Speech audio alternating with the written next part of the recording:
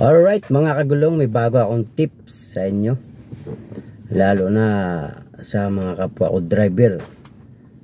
Ang tanong doon mga kagulong, magkano nga ba yung on-call driver? So for now mga kagulong, tulad ko nag-on-call driver ako, umabot na ng ano ngayon, 1,450 at libre lahat. Ngayon, ang pagiging isang on-call driver mga gulong is kumbaga kailangan yung well experience ka mga gulong. So dyan papasok yung pinaka maximum on-call bilang on-call driver, yung maximum rate mo. Katulad sa akin, umabot na ako ng 1,450. And then kaysa sa ibang mga on-call mga kagulong, may makikita mo mga nakapost minsan may 700. Well, ang 700 sa mga mga kagulong, siguro mga beginner na driver, pwede po yun. Pero sa tulad nating mga experiencado na, so malit po yun mga kagulong. And then kung kayo yung makipag negotiable sa inyong magiging boss sa bilang on-call driver, so sabihin nyo sa boss ninyo na ganito ang rate mo, tapos dahil well experience ka na bilang isang driver dito sa Metro Manila, or for example sa akin, international driver din mga kagulong, so alam naman ng boss ko yan, kaya maganda yung offer na sa akin bilang on-call driver.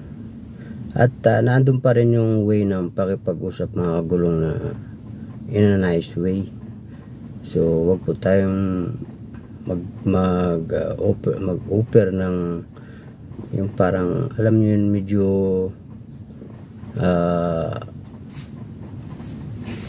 ang tawag dito mga gulong, nakalimutan ko yung pagsasalita na medyo arrogant mga gulong. So wag tayo maging arrogant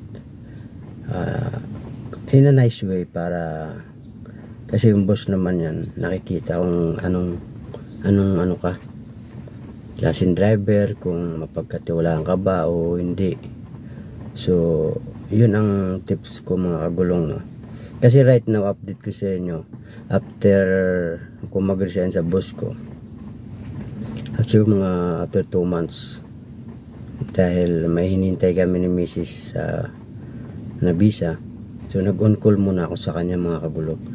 At yun nga, katulad din ng dati, yung isang linggo ko is 10,000 ang bigay niya.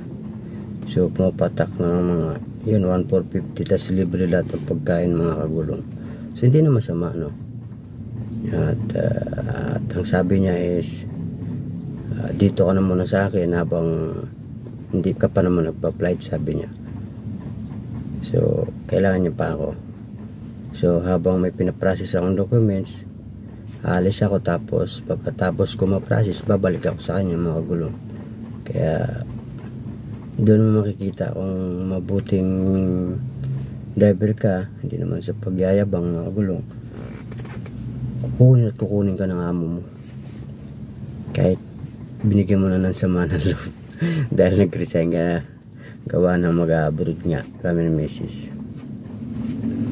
So sunod mga kagulong, soon may i-upload ako regarding sa couples tips, kung ano yung mga requirements para naman magkaroon kayo ng idea mga kagulong. Alright, thank you for watching mga kagulong. Ganun lang muna, update ko kayo pag nasa Saudi na kami. Thank you.